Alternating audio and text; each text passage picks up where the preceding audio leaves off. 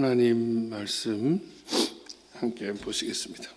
하나님 말씀은 요한복음 1장 14절입니다.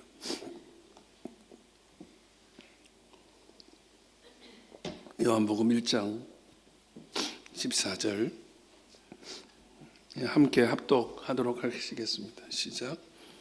말씀이 육신이 되어 우리 가운데 거하심에 우리가 그의 영광을 보니 아버지의 독생자의 영광이요 은혜와 진리가 충만하더라. 아멘.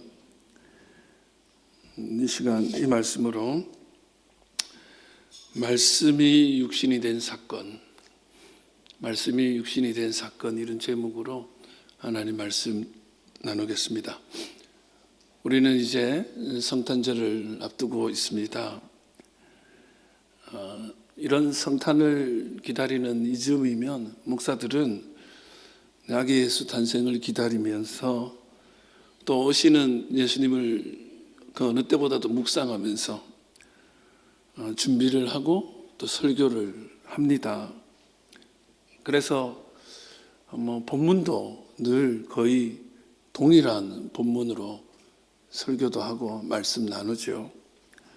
매년 이런 과정을 거쳐서 수차례, 수년, 14, 15년 성탄절 설교를 해봤습니다. 그런데 올해는 제 마음속에 좀 다른 마음이 생겼습니다. 여러 가지 국가적 정황과 또 우리 교회의 여러 가지 상황과 또 저의 개인적인 기도의 제목, 이런 것들 때문에 그런 하나님의 뜻을 좀 더 깊이 알고 싶은 마음도 생기고 그렇습니다. 출애굽기 33장 18절에 보시면 모세가 정말 위대한 지도자, 모세가 어려운 상황일 때 이렇게 기도하죠. 모세가 이르되 원하건대 뭐죠? 주의 영광을 내게 보이소서. 모세가 모르는 바가 아닐 거거든요. 하나님이 어떤 분인지, 하나님의 영광이 뭔지 모르지를 않을 사람입니다. 그러나 주의 영광을 내게 보이소서, 이렇게 원컨대 기도하고 있죠. 올해 제 마음이 딱 이 마음이거든요. 성탄절 모르는 바가 아니고 주님이 어떤 분인지 모르지 않습니다. 그러나 주의 영광을 내게 보이소서, 주의 은혜를 내게 보이소서, 이 마음이 올 성탄절에는 참 크게 자리하고 있습니다. 그래서 실은 이 본문만 하더라도 성탄절기 때는 잘 나누지 않는 그런 본문이죠. 보통 요한복음 강해나 이런 거 할 때 하는 본문이지만 오늘 이 본문을 좀 깊이 좀 하나님의 영광에 대해서 좀 나누기를 원해요. 그 영광을, 제가 이해한 영광을 여러분과 나누기를 원합니다. 요한복음 1장 14절 다시 한번 읽어보겠습니다. 말씀이 육신이 되어 우리 가운데 거하심에 우리가 그의 영광을 보니 아버지의 독생자의 영광이요 은혜와 진리가 충만하더라.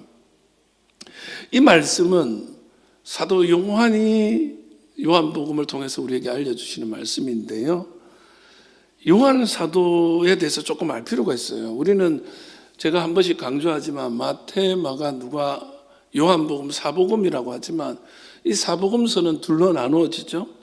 마태복음, 마가복음, 누가복음인 공관복음서, 그리고 소위 제4복음서라고 말하는 요한복음, 이렇게 두 종류로 나눠집니다. 공관복음서 마태, 마가, 누가복음은 거의 동일한 스탠스를 가지고 있어요. 입장이 비슷해요. 어떻게든지 예수님의 스토리를 남기는 거죠. 그런데 요한복음을 보면 전혀 다른 이야기들이 계속 나옵니다. 다른 복음서에서는 찾아볼 수 없는 얘기들이 계속 나와요. 그리고 다른 복음서에는 막 나오는데 여기는 안 나오는 얘기도 많습니다. 왜 이런 차이가 있냐? 요한복음은 제가 늘 말하듯이 다른 복음서보다 대충 짧게 잡아도 30년 뒤에 쓰여진 복음서다. 그 얘기는 신앙생활을 30년 더 했다, 이렇게 보시면 돼요. 그래서 다른 30년 전에 형님들이 이 복음서를 쓸 때 몰랐던 관점을 가지게 된 거예요. 시야를 가지게 된 거예요. 해석을 다르게 할 수 있는 능력이 생긴 거예요. 우리가 유치부 때 들었던 이야기와 대학생 때 들었던 이야기가 같은 이야기라도 해석은 다르게 하잖아요. 그래서 다른 복음서는 대충 넘어가는 이야기들을 이 복음서에는 중요하게 생각하고, 가나 혼인잔치 같은 경우 다른 데 없는데 여기 있다고 했죠. 그리고 다른 복음서에는 예수님의 탄생 스토리가 쭉 막 나와요. 마태복음, 마가복음, 누가복음 다. 그런데 요한복음 안 나와요. 왜? 요한복음은, 마태와 누가복음은 특히 예수님의 탄생 스토리가 아주 자세하게 나오지만 요한복음은 아예 나오질 않습니다. 그 대신에 예수님께서 이 땅에 이렇게 오시는 의미, 이유, 그걸 해석해 줘요. 왜 오시는지, 그 오심의 의미가 뭔지, 성탄의 의미를 말해주고 있죠. 다른 복음서 저자들은 날 것 그대로 썼다면, 그대로 날 것이야, 그냥 영상을 찍어서 보여준다고 할까요? 그러면 요한은 그거를 해설해 주는 거예요. 그 스토리를 해석을 해주는 거예요. 영상이 있는데 그 영상을 이건 이런 뜻이에요 하고 말해주고 있는 거죠. 여러분, 2019년, 2020년 해서 우리나라에 큰 이슈가 됐던 영화 한 편이 있죠. 기생충이라는 영화. 이 영화는 아시다시피 한국 영화 사상 최초로 칸느 영화제에서 황금 종려상을 받았고, 그리고 안타깝게도 코로나 때문에 그 이후에 막 이렇게 더 인기가 끌 수 있었지만 코로나 시국에 들어가면서 좀 세계적으로 더 큰 이슈가 되지는 못했지만, 아시다시피 아카데미 상을 6개 이 부분에서 노미네이트 되고 4개의 아카데미 상을 받아요. 작품상, 감독상, 또 이런 미술상, 그다음에 외국어상 이런 걸 받았는데, 어쨌든 이 영화가 참 해외에서도 그렇게 큰 인기를 끌 수 있었던 이유가 있습니다. 한국 영화고 한국말로 하는 영화인데 이 영화를 영어로 번역한 번역자가 있어요. 우리는 외국 영화를 한국말로 번역을 해서 보는 경우가 많지만 한국 영화를 외국어로 번역을 해준 거죠. 그 달시 파켓이라는 번역가입니다. 아주 탁월한 번역가였습니다. 특별히 여러분 있잖아요. 우리나라 사람만 웃을 수 있는 유머 코드가 있어요. 그 영화에 보면 그렇게 많이 나와. 한국 사람들은 그거 보면 확 웃는데 외국인들은 왜 웃는지 모를 수 있어. 근데 번역을 너무 탁월하게 해서 같이 웃을 수 있도록 아주 한국의 어떤 그 깊은 정서까지 파고드는 번역을 해낸 거예요. 그래 프랑스 사람 같은 사람들은 완전 다른데 그분들도 막 너무 재밌어서 상을 준 거예요.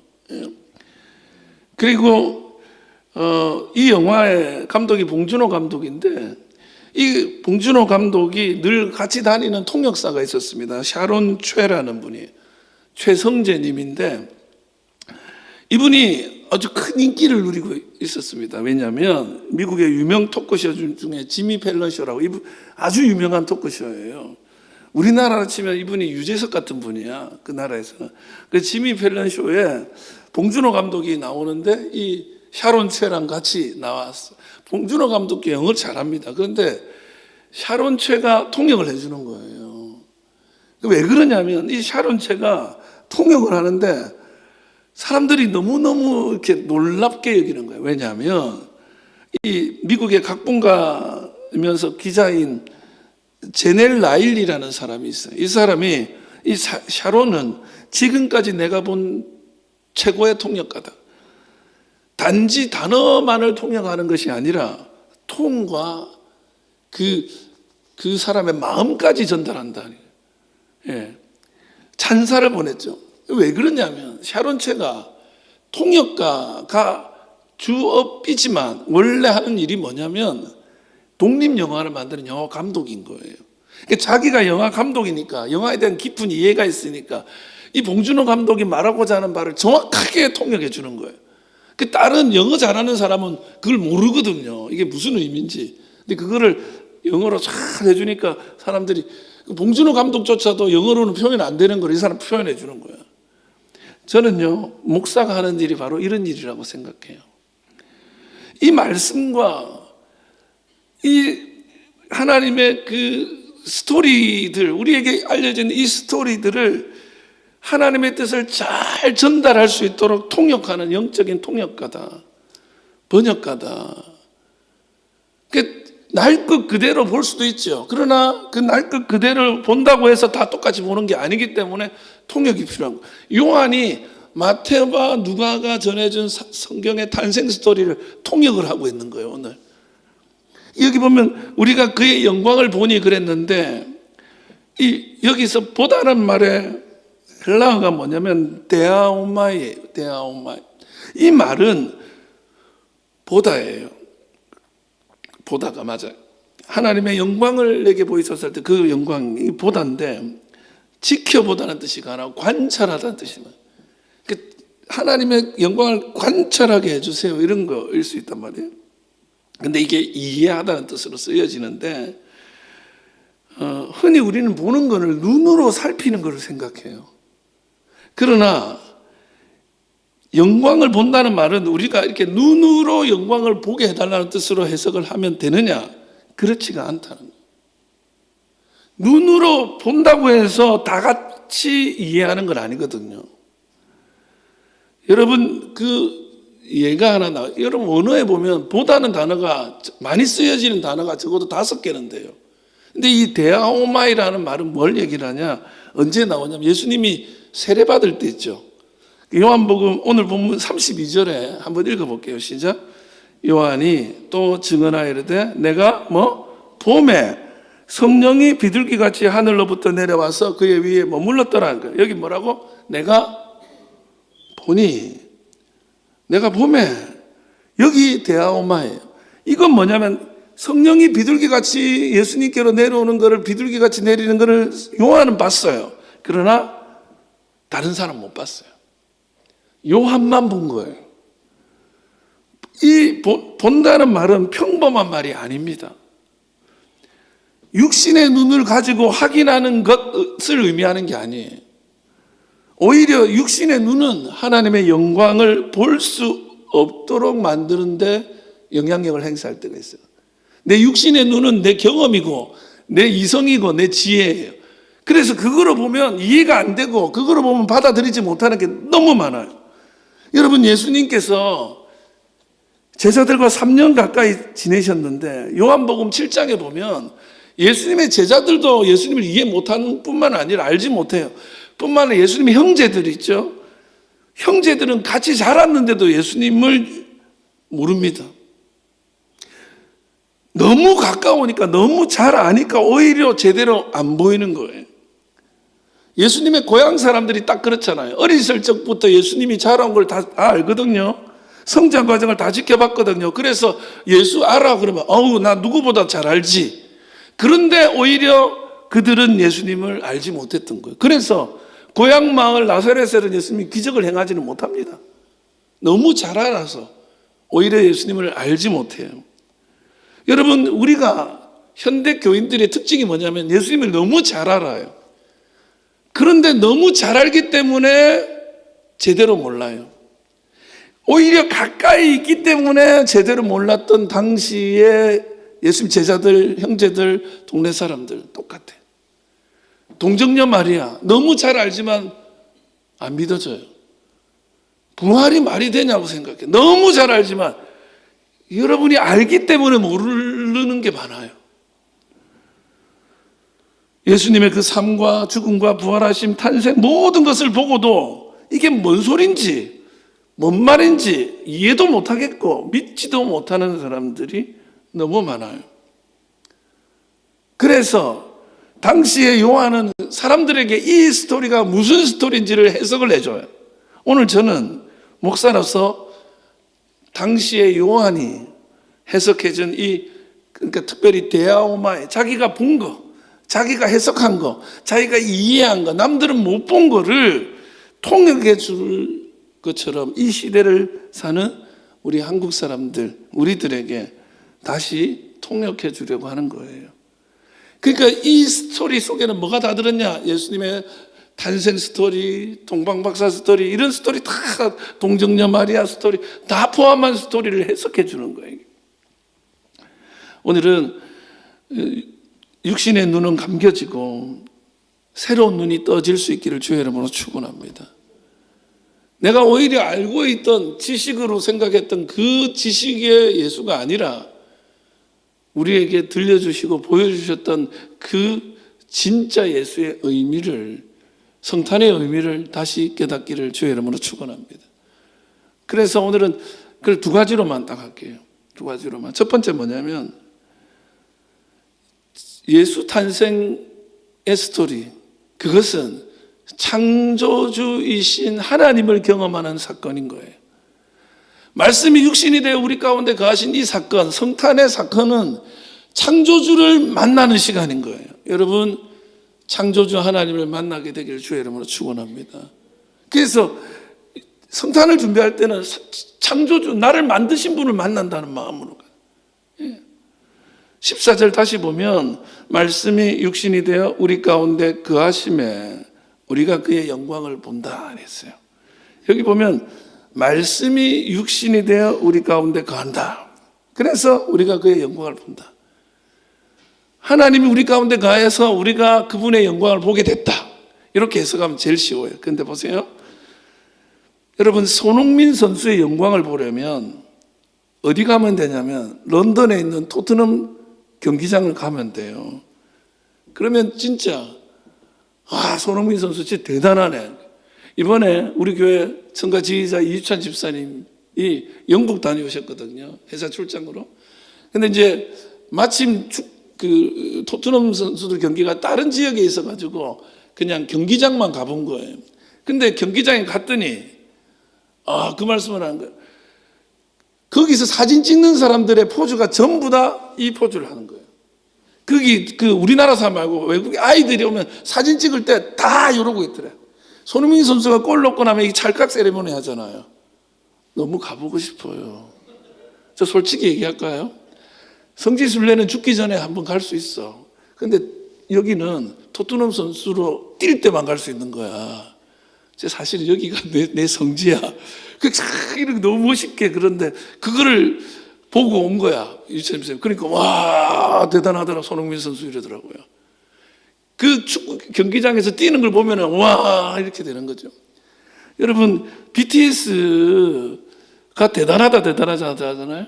콘서트장에 가보면 그 BTS 영광을 딱 알게 돼요. 이거구나, 이거예요. 여러분, 김연아 선수 피겨스케이팅 보셨어요? 가보시면 알아요. 와, 이 선수 진짜 김연아네, 이거예요. 나훈아의 그 대단한 영광을 언제 알 수 있냐? 이번에 마지막 콘서트 한다면서요. 그 가보면 돼요. 역시 나훈아야. 제가 이문세를 엄청 좋아하는데 이문세 콘서트를 가보면 이문세는 이문세야. 이렇게 되는 거예요. 가보면 알게 돼. 만나보면 알게 돼. 저분이 위대한 학자야. 그 위대한 학자가 정말 위대한지 어떻게 아느냐? 그의 강의실을 가보면 돼요. 강의를 들어보면 된다고요. 그러면 하나님의 영광을 보려면 어떻게 하면 될까? 하나님을 만나야 될 거 아니에요. 그럼 하나님 어떻게 만나요? 우리가 찾아가야 된다? 어디 계시죠? 산 꼭대기에. 그래서 세상의 모든 신전들은 산 꼭대기에 있어요. 신은 높은 데 있으니까 거기를 찾아가겠다고 올라가는 거예요. 다. 그런데 모든 종교가 인간의 생각으로 그렇게 지었지만 진짜 하나님은 우리를 만나주시기 위해서 여기 오신 거예요. 하나님은 우리가 하나님을 만날 수 있도록 우리 가운데 오히려 찾아오셨어요. 그렇기 때문에 오히려 내가 더 모를 수도 있는 거죠. 그거에 예수님 탄생의 스토리예요. 우리가 찾아가지 않고 그분이 오신 거예요. 그의 영광을 우리가 보게 되는 거예요. 그래서 근데 여기 보면 말씀이 육신이 됐다 그랬잖아요. 여러분, 말씀은 헬라 원어로 로고스 이렇게 돼 있어요. 로고스. 근데 이 사도 요한이 이 로고스를 말할 때 왜 로고스라고 했냐? 로고스라는 단어를 왜 사용했냐? 그게 이런 이유예요. 이것도 해석이고 통역인 거예요. 당시 헬라 그리스 문화에서 철학자들이 늘 하는 얘기가 로고스입니다. 로고스를 얘기를 하면 신을 말한다고 생각해요. 제1원인, 우주가 여기로부터 태어났다 이렇게 얘기를 하는 걸, 그거를 철학자들이 막 얘기했거든요, 당시에. 그때 늘 사용하는 단어가 로고스인 거예요. 그래서 당시 사람들에게 로고스 딱 하면 아, 신을 말하려고 하네? 이렇게 딱 알아들어요. 그러니까 당시 사람들이 제일 이해할 수 있는 단어인 로고스를 여기다가 하나님 대신에 쓴 거예요. 그런데 문제는 뭐예요? 그 사람들은 로고스가 구체적으로 뭔지 몰라요.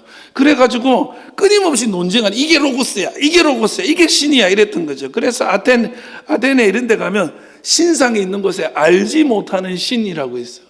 그 알지 못하는 신에게 경배, 누군지 잘 몰라. 그 대신에 로고스라고 부르는 거예요. 그런데 요한이 말하는, 당신들이 로고스 하는데 진짜 로고스, 구체적인 그 로고스를 얘기해 줄게요. 저 나사렛 예수가 로고스야 라고 말하고 있는 거예요. 통역한 거죠. 여러분, 로고스라는 단어는, 용어는 우리는 말씀이라고 번역했지만 요한이 로고스라고 했던 이유는 당시 사람들에게 하나님이 인간의 몸을 입고 오신 예수님이라는 분을 소개하려고 사용한 단어인 거예요. 신이야, 그분이. 니네가 그렇게 찾는 로고스가 저분이야, 이렇게 얘기를 하는 거예요. 여러분, 일본 목사님들은 하나님을 말할 때 뭐라고 얘기를 하는 줄 아세요? 가미사마라고 그래요. 기도할 때 보면 가미사마 많이 해요. 그런데 이 가미사마가 무슨 뜻이냐면 신이라는 뜻이에요.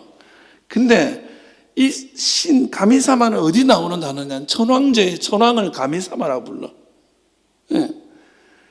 그 일본 사람들이 섬기는 수백만 가지 잡신도 가미사마예요.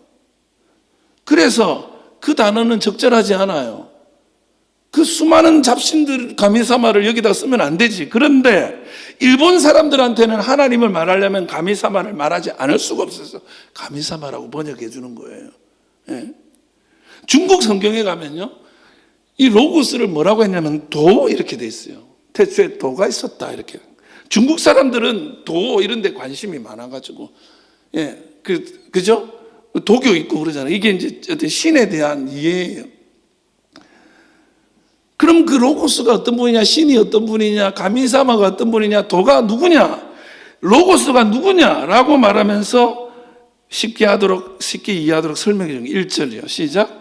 태초에 말씀이 계시니라. 로고스가 계시니라. 이 로고스가 뭐? 하나님과 함께 계셨으니 이 로고스는 곧 하나님이시다.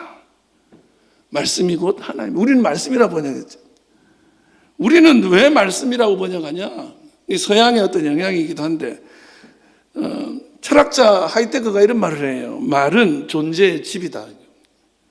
원래 말과 존재는 분리되는 게 아니에요. 말이 그 사람이야. 그래서 말하는 거 들어보면 그 사람 수준을 딱 알게 돼요. 여러분, 이렇게 되죠. 제 말이 들려요. 어디서? 제 목소리가 들려, 소리가 들려. 그러면 이경로의 말이 온다라고 합니까? 이경로가 온다고 합니까? 제 목소리가 들려서 어디서 말소리가 들려, 제 목소리 알아듣잖아요, 여러분. 그러면 이경로의 목소리가 오네, 말이 오네 이럽니까? 아니요, 이경로가 온다. 말은 그 존재예요. 내가 오는 거예요. 그래서 우리는 말씀이라고 번역을 하는 거예요. 여기에 하나님이니까 하나님을 말하려고. 그런데 그 말씀이 뭘 했냐? 3절 시작. 만물이 그로 말미암아 지은 바 되었으니 지은 것이 하나도, 만물이 그 말씀, 그 로고스, 그분으로 말미암아 지어졌다. 그 말은 다른 말로 바꾸면 그 말씀이 창조주다. 하나님이 빛이라 말씀하실 때 그 말씀이 하나님이잖아요. 그 빛을 만드는 제작자, 창조자, 그걸 실제로 빛으로 빚는 분, 그분이 말씀. 그분이 육신을 입고 오신 분이 누구예요? 예수님인 거예요. 그래서 창조자가 육신을 입고 온 거예요. 신이 인간이 되신 거죠. 요한복음 1장 18절 다시 시작. 본래 하나님을 본 사람이 없으되 아버지 품속에 있는 독생하신 요한 1서 요한, 그러니까 독생하신 하나님이 나타나셨다. 하나님이 나타나셨다. 아무도 하나님을 못 봤는데 하나님이 나타났다. 헬라어로 엑세게모아미. 이 뭐냐면 설명하다는 거야. 사실은 통역하다는 뜻이에요. 그러니까 나타내서 하나님이 설명됐다. 하나님이 보여졌다. 하나님이 말해졌다. 여러분, 그동안에는 하나님은 모르는 사람이에요. 모르는 분이에요. 그런데 눈으로 보고 손으로 만지고 귀로 듣는 사건이 일어났어요. 그게 엑세게모아이. 예수님이 설명해 주는 거예요. 하나님이 어떤 분인지. 해석해 주는 거예요. 보여주는 거예요. 그게 예수 탄생의 의미인 거예요. 그래서 요한 1서 1장 1절 시작. 태초부터 있는 생명의 말씀에 관하여는 우리가 들은 바요, 눈으로 본 바요, 자세히 보고 우리의 손으로 만진 거예요. 본 거예요. 그게 나타나신 예수님의 의미예요. 하나님을 만지고 하나님을 보고 하나님을 들은 거예요. 그래서 예수님 제자 중에 빌립이라는 사람이 하나님을 우리에게 좀 보여주십시오. 예수님한테 그래요. 그랬더니 요한 14장 9절 너무 유명하죠. 시작. 예수께서 이르시되 빌립아 내가 이렇게 오래 너희와 함께 있으되 네가 나를 알지 못하느냐. 그 다음에 나를 본 자는 아버지를 보았거늘 어찌하여 아버지를 보이라 하냐. 예수님을 보면 누구를 본 거예요? 아버지, 창조주를 본 거예요. 말씀이 육신을 입고 우리 가운데 오셨다.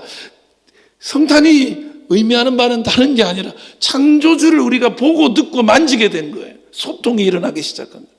그동안에는 모르는 분이야 그냥. 심지어는요, 여러분이 말씀드렸죠. 하나님을 보면 죽어요. 우리는. 심지어는 하나님의 등짝만 봤던 모세는 얼굴에 빛이 너무 나서 사람들이 그 얼굴을 보지도 못했대잖아요. 예. 볼 수 없는 존재, 알 수 없는 존재, 들을 수 없는 존재. 그런데 예수님이 보여주신 거예요. 여러분, 어떤 분이 주일학교에서 하나님 어떤 분인지 설명하고 싶어서 선생님이 그랬대요. 하나님은요, 여러분 아버지 같은 분이에요. 이랬더니 한 명이 막 우는 거예요. 왜 우니? 우리 아버지는요, 맨날 술 먹고 와가지고요, 엄마도 때리고요, 저도 막 하루 건너서 한 번 때린다고. 하나님이 우리 아버지 같으면 무서워서 같이 못 살아요 하면 막 울어요. 여러분, 비유가 잘못된 거죠. 그럴 수 있잖아요. 하나님 자기 집에 아버지 같으면 안 돼. 하나님은 예수 그리스도 같은 분이에요. 하나님이 어떤 분이에요? 예수님 같은 분이에요. 아니요, 더 나아가 예수님이에요. 예수님을 보면 하나님을 본 거예요. 할렐루야. 창조주 하나님을 보신 거예요.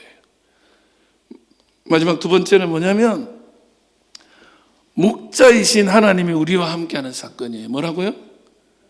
목자이신 하나님이 우리와 함께하는 사건. 창조주의 사건, 창조주를 만나는 사건이라면 목자를 만나는 사건이에요.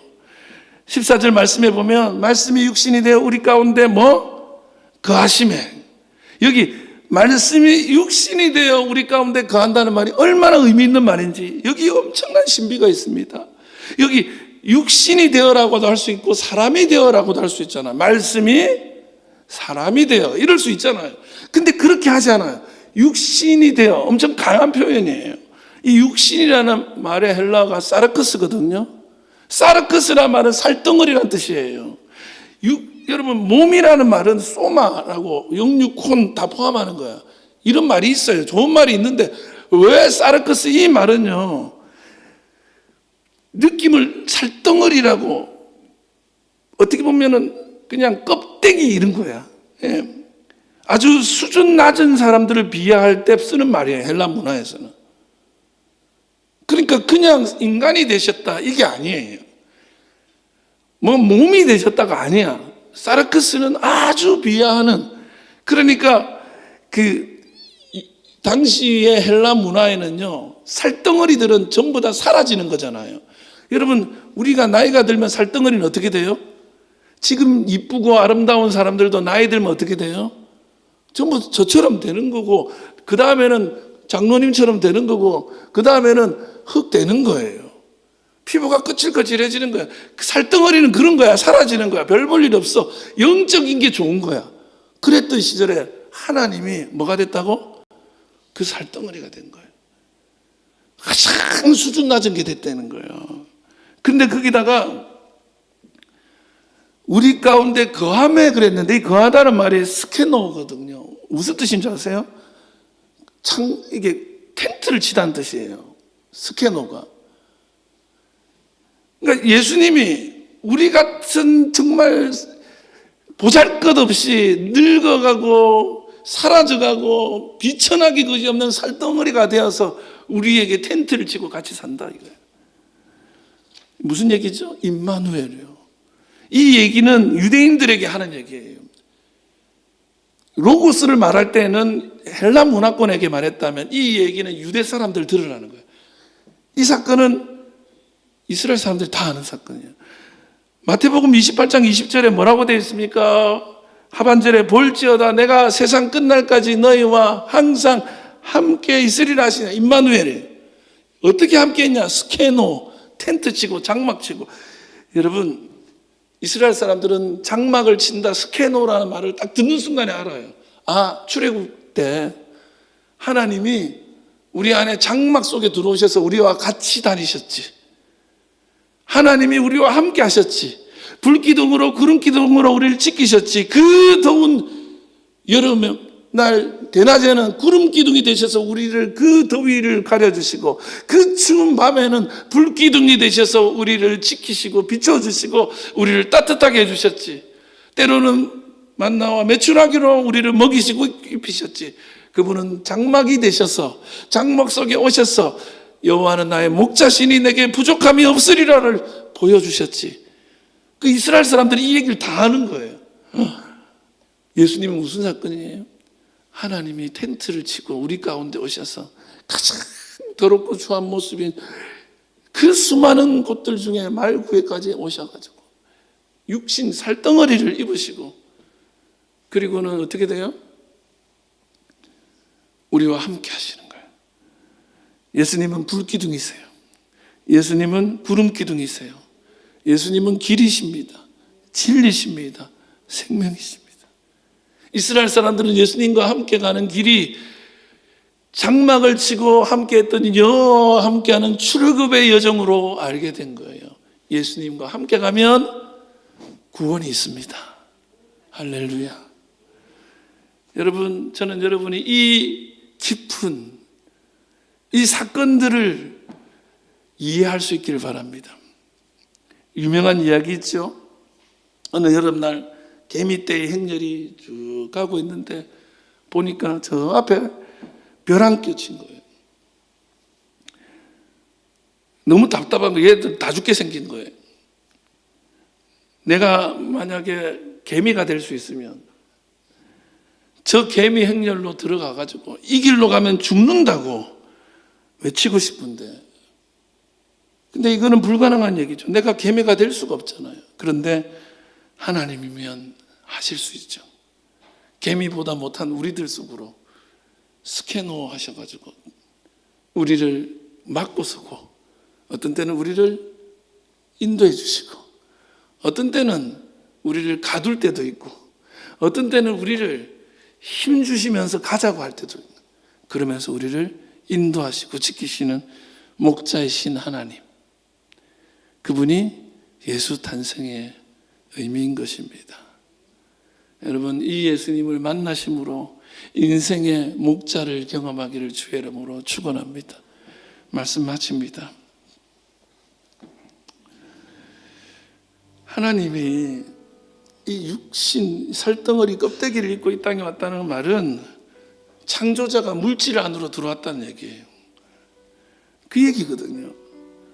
이게 참 기독교 진리의 핵심이에요. 신이 창조주가 피조물이 된다? 이해할 수 없어요. 자기 포기의 사건이죠. 하나님은 우리 같은 살덩어리에 지나지 않는 인생들을 위해서 자기를 포기하시고 살덩어리가 되셔서 이 땅에 오신 분이십니다. 여러분, 강아지 키우는 분들 많잖아요. 강아지 이름을 부르더라고요. 망치야, 민키야, 우리 교회 쪼꼬야, 뭐 이름들이 다양하게, 이름 없는 개가 한 마리도 없어요. 나는 집에서 이름이 안 불려져요. 여보, 아빠 이 정도죠. 근데 강아지들은 이름이 잘 불려져. 그러면서 자기는 엄마가 그래요. 아빠가 그래요. 자기는 엄마고 아빠야.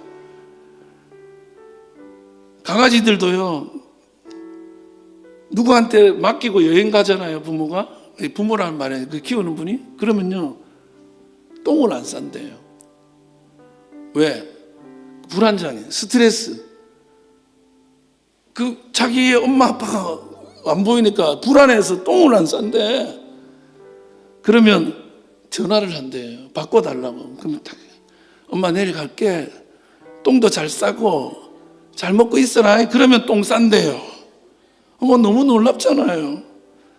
자기를 강아지 엄마래, 언니래, 오빠래, 언니한테 와 이래. 걔 엄마, 걔 아빠. 근데 웃기는 건 뭔지 아세요? 우리가 그분한테 어이 걔 그러면 화냅니다. 뒤에 새끼라도 붙이면 열이 받아서 싸우죠. 자기가 자기 입으로 걔라고 하면서 걔 엄마인데 누가 옆에서 걔 이렇게 부르면은 난리 나죠. 왜 그런 걔 엄마라고 하고 걔 아빠라고 해요? 사랑하니까. 그 강아지도 너무 좋으니까 아빠도 되고 엄마도 되는 거죠. 그런데 진짜 걔는 될 수 없잖아요. 근데 하나님은 그보다 더한 일을 하고 있는 거죠. 진짜 걔가 돼버린 거죠. 창조주가 피조물이 된다는 사건은 인간의 한계 속으로 들어가셨다는 것이고, 우리처럼 늙어간다는 뜻이고, 우리처럼 아플 때도 있고 상할 때도 있다는 뜻이에요. 창조주 하나님이 오셔서 우리 가운데 자신을 나타내신 이 귀한 사건이 가능한 이유는 딱 하나입니다. 강아지를 사랑해서 그렇게 하듯이 하나님 우리를 사랑하시기 때문입니다. 성탄은 사랑입니다. 사랑의 성탄, 여러분에게 그 영광을 경험하는 시간이 되기를 주의 이름으로 축원합니다.